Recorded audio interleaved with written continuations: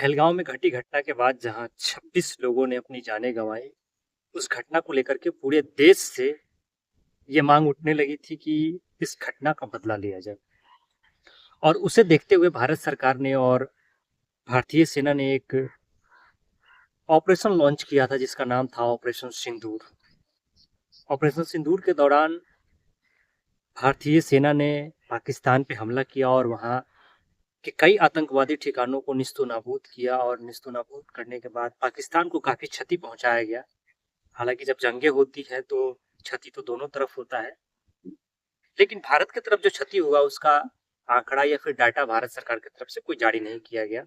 पाकिस्तान में होने वाली क्षति और उन घटनाओं को दिखाया गया जहां पाकिस्तान के कई आतंकवादी ठिकानों को निस्तोनाबूद करने का काम किया गया भारतीय सैनिकों द्वारा। और ऑपरेशन सिंदूर कई दिनों तक चला। उस दौरान भारतीय सैनिकों ने कई आतंकवादी ठिकानों को अपना निशाना बनाया, उन्हें निस्तोनाबूद करने का काम किया। और ऑपरेशन सिंदूर कई दिनों तक चलने के बाद, जिसमें भारत के भी कई जवान शहीद हुए, उसके बाद अमेरिका के हस्तक्षेप के बाद ऑपरेशन सिंदूर को रोका गया, उसे सीज फायर का नाम दिया गया कि अब जो भारत और पाकिस्तान के बीच जो ये ऑपरेशन चल रहा था इसे अब रोका जा रहा है। अमेरिका के राष्ट्रपति ने ट्वीट करके इसकी जानकारी दी व्हाइट हाउस से। उन्होंने कहा कि दोनों देशों के सहमति से इस युद्ध को रोका जा रहा है और दोनों देशों ने इसमें सहमति बनाई है इस युद्ध को रोकने के लिए। उसके बाद ऑपरेशन सिंदूर को रोक दिया गया, सीज फायर कर दिया गया और दोनों तरफ से युद्ध जो था वो बंद कर दिया गया। उसके बाद भारत की तरफ से जो प्रधानमंत्री हैं उन्होंने इस ऑपरेशन सिंदूर की सफलता के लिए एक टीम गठित किया और तकरीबन दुनिया के 151 देशों में यहाँ के प्रतिनिधि को भेजा गया, जिसमें बीजेपी के सांसद समेत अन्य विपक्षी पार्टी के भी सांसद मौजूद रहे और दुनिया के अलग अलग हिस्सों में इन्हें भेजा गया।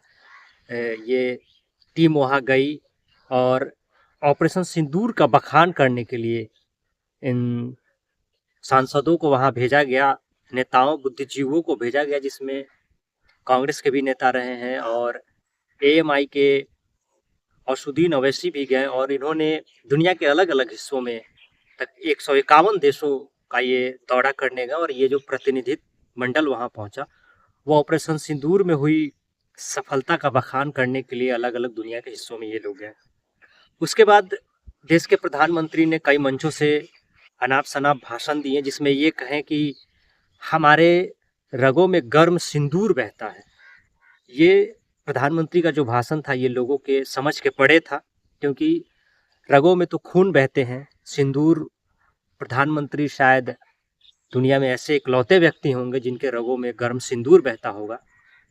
इससे पहले भी हमारे देश के प्रधानमंत्री कई अनाप शनाप भाषण दे चुके हैं, जिसमें ये कह चुके हैं कि वो नॉन बायोलॉजिकल हैं, उन्हें परमात्मा ने इस धरती पे भेजा है विशेष कार्यों के लिए। वो किसी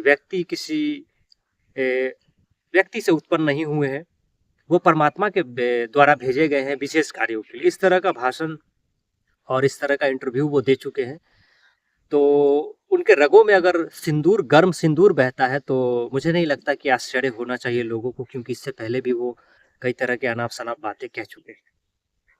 और उसके बाद जब प्रतिनिधि मंडलों को भेजा गया विदेश में ऑपरेशन सिंदूर का बखान करने के लिए, उसके बाद एक और फैसला देश के प्रधानमंत्री द्वारा लिया गया है जो सुनने में आश्चर्य लोगों को लग रहा है कि हर घर सिंदूर पहुंचाएंगे महिलाओं को, हर घर महिलाओं को सिंदूर पहुंचाया जाएगा। ऑपरेशन सिंदूर की सफलता का ये प्रमाण पत्र होगा, जिसे देश के उन तमाम महिलाओं तक पहुंचाया जाएगा जिससे ये पता चलेगा कि ऑपरेशन सिंदूर सफल हुआ है।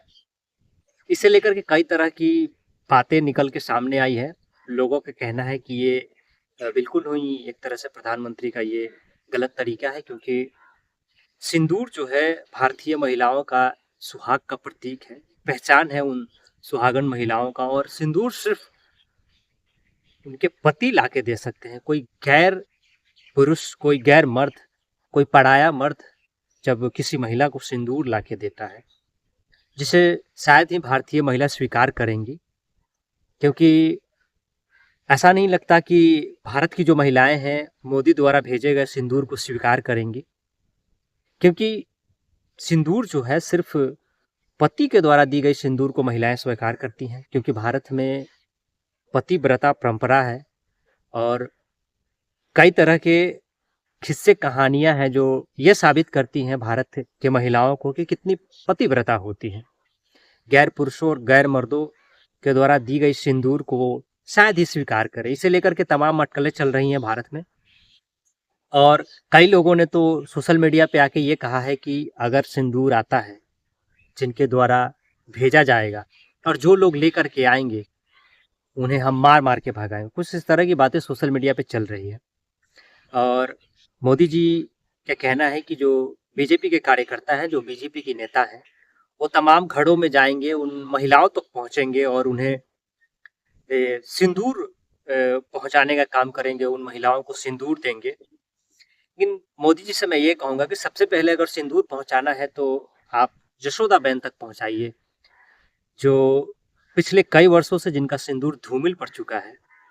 अगर आप अपने हाथों से उन तक सिंदूर पहुंचाते हैं तो ये एक ये बहुत बड़ी खुशी होगी जशोदाबेन को, और लोगों को लगेगा कि मोदी जी ने उस चीज को स्वीकार किया है जो पिछले कई वर्षों से धूमिल पड़ गया था, उस चीज को फिर से अपना लिया है मोदी जी ने।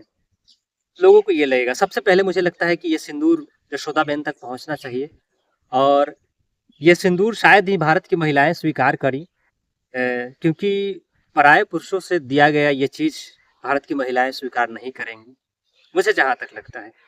बाकी ऐसे बीजेपी के इस कार्यक्रम को लेकर के, इस हर घर सिंदूर पहुंचाने की इस योजना को लेकर के आपकी क्या प्रतिक्रिया? आप अपनी प्रतिक्रिया हमें कमेंट बॉक्स के जरिए दे सकते हैं।